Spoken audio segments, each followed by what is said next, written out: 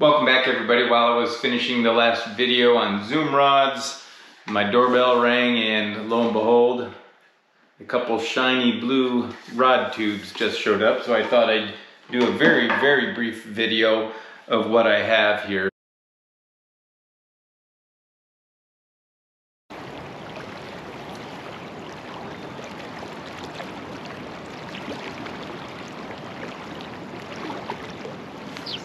Here we go.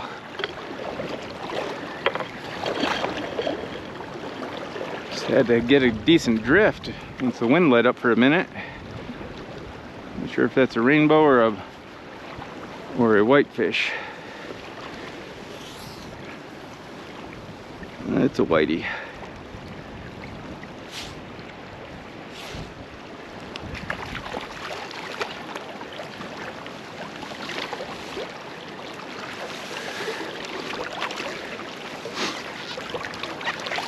Got my release tool here.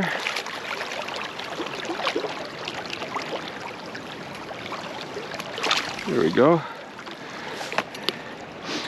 Well, you can definitely feel the power of this middle fork, even though it's only the 6.4 version. I know with this the 7.3 version, I've seen some decent steelhead online, some pictures of fish they've caught, which is why I opted for the 6.4, just like a little bit softer action. So I saw a couple recent articles from Jason Klass of Tenkara Talk, as well as Tom Davis of Teton Tenkara / Tenkara Angler, and both of them did a kind of a first impressions review of these new rods from the Denver fly fishing show. And it is ESZ, and I know the name of the gentleman, the owner that I spoke to, is Ethan Zhang, so I'm guessing the S might be his middle initial. But both Tom and Jason had very good things to say about his new rods, and so I thought I'd get on board and ordered a couple of them to help support a local, I guess, or American company and a new company. But both of the articles from Jason and Tom were very complimentary of the rods, and they hadn't fished them yet, I don't think, but I went on the website and looked at a couple of them and caught my interest, so I decided to purchase a couple. And so first off, aside from the rod tubes, there were some other trinkets in there. There's a couple towels, and I'm assuming I got two because one for each rod. A little carabiner and a very soft towel, and those do come in handy. I've mentioned in other videos I like to keep a towel tucked in my waders to dry my hands when it's cold out. It really helps tolerate the weather. One might go on my golf bag too, I don't know. And then I got a couple foam line spools, as well as kind of a lens cleaning, what looks like to be cleaning cloth for glasses or sunglasses or something like that. I'm assuming these are kind of remnants of the Denver fly fishing show, because I also got a couple of these bags. So I'm imagining it's for people that are coming across the booth. And the last thing that came in the package is a couple variety of stickers with the ESZ logo on them. The two rods that I got came in kind of a standard socks here, and I'm not overly familiar with the rod offerings that he has. He has several fixed position rods as well as a couple zoom rods. But these two rods, the first one I'll talk about is this Rivermaster Z1, I'm sorry, Rivermaster Z2, and it is the 13-foot rod. And I mentioned Z1, that's what the rod that Jason talked about, and the Z2 Tom Davis talked about in the 13-foot length. They come in multiple lengths.